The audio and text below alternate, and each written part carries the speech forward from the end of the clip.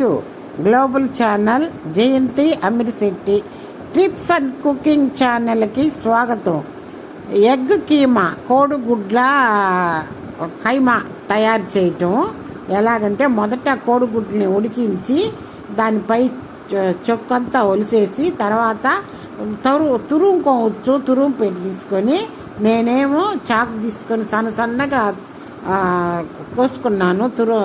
తురిగినట్లుగా సన్న ముక్కలుగా అన్ని కోడిగుడ్లన్నీ తురుముకున్నాను. తర్వాత పొయ్యి మీద కళాయి పెట్టి దానిలో తగినంత ఆయిల్ వేసి దానిలో ఈ జీలకర్ర వేసి తర్వాత జీలకర్ర చిటపట్టలాడిన తర్వాత మనం ఈ కోడిగుడ్డు చాలా మంచిదండి. మా కోడిగుడ్డు తింటేను ఇది కైమా మోస్తరా బాగుంటుంది.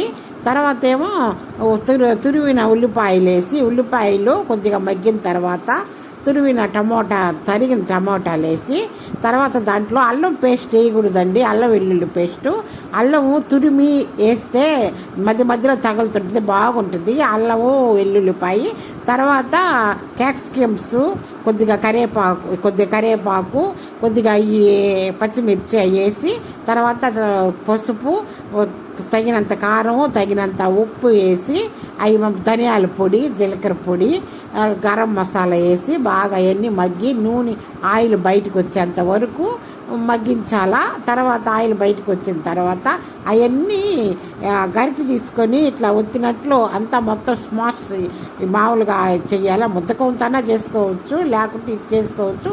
తర్వాత తగినన్ని నీళ్లు పోయాలి, కొద్దిగా నీళ్లు. ఈ కట్ చేసి పెట్టుకున్నాం చూడు కోడిగుడ్లు అవన్నీ దాంట్లో ముక్కలన్నీ దాంట్లో వేసేసేయాలా.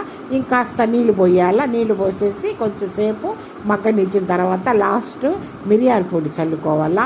కోడిగుడ్లో కల్లా మిరియాల పొడి వేస్తేనే కోడిగుడ్డు కొద్దిగా లైట్గా ఇది వస్తుంటుంది కదా స్మెల్, అది పోద్ది.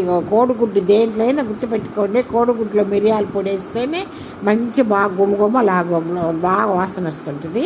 తర్వాత లాస్ట్ ఒక సగం నిమ్మదబ్బ కోసుకొని జ్యూస్ పిండుకోవాలా. గుమ్మలాడే కోడిగుడ్డు కైమా కర్రీ రెడీ అయిపోయింది. తర్వాత దానిపైన కట్ చేసిన ఇది కొత్తిమీర సన్నగా కట్ చేసుకొని కొత్తిమీర వేసుకోవాలా. ఇది కైమా బాగుంటుందండి. కైమా మూస్తారా కోడిగుడ్లు ముక్కలుగా తరిగి.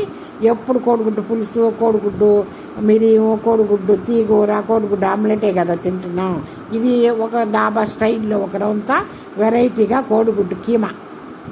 ఇది చపాతీలో వేసుకున్నా బాగుంటుంది, దోశల్లోకి బాగుంటుంది, పూరీలో బాగుంటుంది, అన్నంలోకి కూడా బాగుంటుంది. ఇది మంచిదండి తింటేనే. లైక్ చేయండి, షేర్ చేయండి, సబ్స్క్రైబర్ చేయండి. కొత్తగా చూసే